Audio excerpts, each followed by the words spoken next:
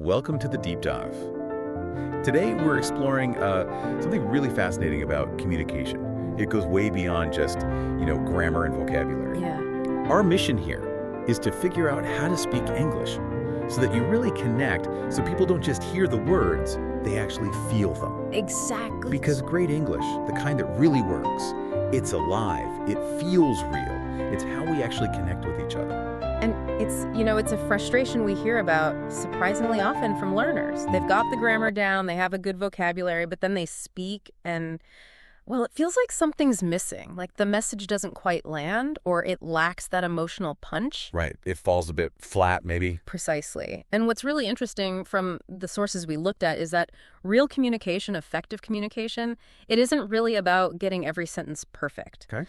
The research actually points to emotional energy being key. There are studies showing that something like 93% of communication is nonverbal. 93%. Wow. Yeah, it's huge. It means your tone of voice, your facial expressions, how you hold yourself. That often says more than the words themselves.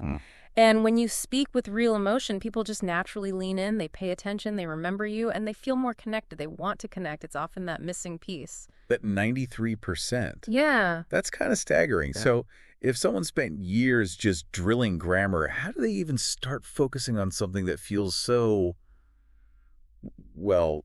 abstract, like emotion? Yeah, good question. Are there concrete things like tools or techniques that our sources mention? How do we tap into that? That's exactly where this deep dive gets really practical. The materials we reviewed actually highlight 4 key emotions. Think of them as tools you can consciously use in your everyday English. Okay. Using them helps you sound more authentic, more confident, and honestly just more memorable. It's like adding color to your speaking. Right. So what are they? Okay, so first up is excitement. This is for when you're genuinely happy about something or enthusiastic or passionate. So imagine saying, "That sounds amazing." You can just say the words, or you can say it with a real smile, letting it show on your face, Yeah, I can picture that. Then there's curiosity. This isn't just about asking questions. It's asking with real, genuine interest. Okay. Think about the difference when you ask, "Really? Tell me more." Or maybe, "Why do you think that happened?" Does your voice go up a bit? Are your eyes showing you're actually interested? That makes sense. It signals you're actually listening, not just waiting to talk. Exactly. It pulls the other person in. I know I've definitely tried to sound excited before, but if my voice stays flat, it just doesn't work. It sounds fake, almost. Totally. Yeah. And with curiosity, like you said, if you ask a question but your face is just blank, it can feel less like interest and more like an interrogation. Yeah, definitely. So your face and your voice, they have to work together with the emotion. The third one is empathy. This is key for showing you care. Even a simple phrase like, "I'm so sorry to hear that." It needs that gentle, caring tone. Maybe your expression softens a little. Yeah. That's what really conveys the feeling. Right, not just the words. Not just the words. And the last one is surprise or disbelief. You use this when reacting to something new or maybe shocking. Like, get out or something. Exactly. Like, "No way," or "You're kidding me." These phrases get so much power when you deliver them with, say, wide eyes or maybe that quick little intake of breath. So really practicing these 4: excitement, curiosity, empathy, surprise, and consciously linking them to your tone and your facial expressions, that's what dramatically increases your impact. It really brings home that idea that language is, emotion in motion. Emotion, emotion. I like that. Yeah. And, thinking about real impact, I remember reading this really powerful story in the source material. It's about a student who went through this exact transformation. Oh, yeah. That story really illustrates the point well. From sounding, like you said, robotic to really connecting. It's a great example. This student, Min, was brilliant, knew all the grammar, had an amazing vocabulary. Seriously, textbook perfect. But when he spoke, it was, you described it perfectly. Like a robot reading a book. No life, no personality, just flat. Okay. So how did that change? The change started small, just practicing one single sentence. I can't believe it. Just that one. Just that one. We had him try it lots of different ways. Try it angry, now try it excited, now sad, playing with the emotions. And he was trying, but it wasn't quite landing. Then one day, something just clicked. He said, "I can't believe it." And he meant it. You could see it. How? What changed? His eyebrows shot up. His eyes went wide. His voice had this genuine shock in it. And the effect was immediate. The whole room just went silent. Everyone felt it. Wow. That moment you described. The eyes wide, the room silent. That sounds incredibly powerful. That sounds like the moment the language stopped being just words on a page for him. Exactly. It became him, an extension of his actual feelings. Precisely. It wasn't just an academic exercise anymore. It was real communication. It was Min speaking. So, okay, that's a great story. Mm-hmm. But what does that mean for you listening right now? How do you actually take these ideas and start putting emotion into your own English? Right. How do we make it practical? Yeah, let's get into those actionable strategies.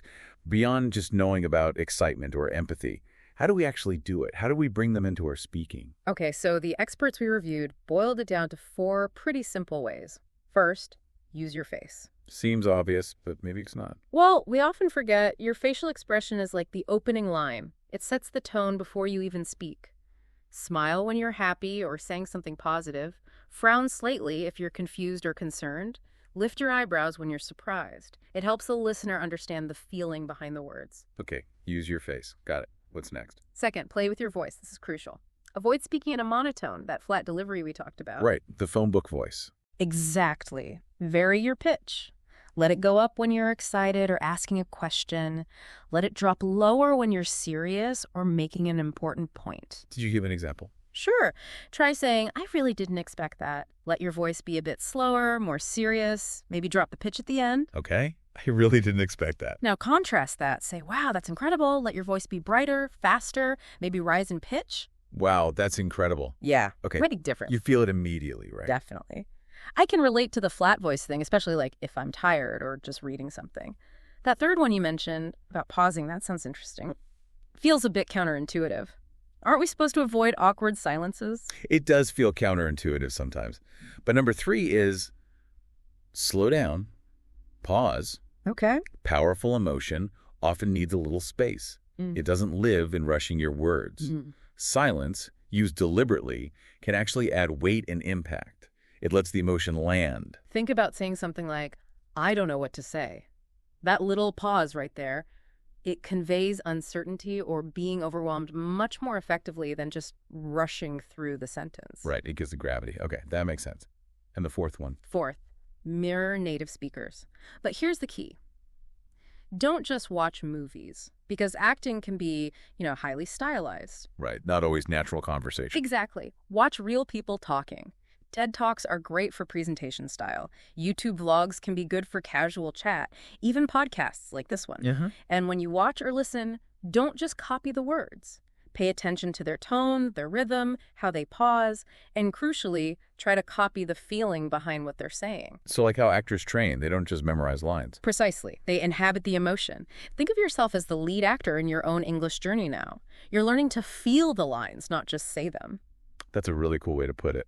Okay, so let's actually try this out. We want to invite you, listening right now, to do a quick practice exercise with us. Just feel this shift yourself. Yeah, let's do it. Take the simple sentence, I don't believe you. Just 4 words. Okay. I don't believe you. Now we're going to try saying it 3 different ways. Focus on the emotion. Let your face and voice do the work. First, try it like you're really angry. Go ahead, say it. Slight pause. I don't believe you. Okay, yeah, feeling the tension. Good. Feel that intensity. Now shift gears. Try saying it as if you're laughing, like someone just told you something completely absurd and unbelievable. Okay, I don't believe you. Lighter, definitely. Yeah. Let your voice lighten up, maybe a little chuckle comes out. Now one more. Try it sadly, maybe disappointed or hurt.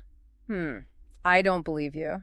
Slower, softer. Exactly. Maybe add that little pause we talked about. Yeah. See that? One sentence, I don't believe you, just became 3 totally different conversations. Wow. All because of the emotion you injected. That's the power we're talking about. Emotion really is that secret spice in communication. It really is. Yeah. So just to recap what we've covered in this deep dive. Speaking English without emotion, well, it can feel a bit empty, right? Like a beautiful statue. But it's not alive. Yeah, exactly. To bring your English to life, you need to consciously use your voice, your face, your energy. Remember those 4 core emotions we talked about? Excitement, curiosity, empathy, and surprise. And try using those techniques. Mirroring real conversations, pausing strategically, and playing with your vocal tone. And here's something concrete you can do, like today, your action step. Pick just one of those emotions, maybe excitement, maybe curiosity, whichever resonates. Okay. And for the rest of today, try to consciously put that emotion into every English sentence you speak, even if you're just practicing by yourself, talking to the mirror. Even in the mirror. Especially in the mirror. It helps you connect the feeling to the physical act of speaking, because speaking from your heart, not just your head, that's how you truly move people. That's how you make them genuinely listen. So here's a final thought to leave you with. Think about how deliberately putting emotion into your English isn't just about sounding better or more fluent or even more native. What if it's really about unlocking deeper, more authentic connections in every single conversation you have? Something to consider.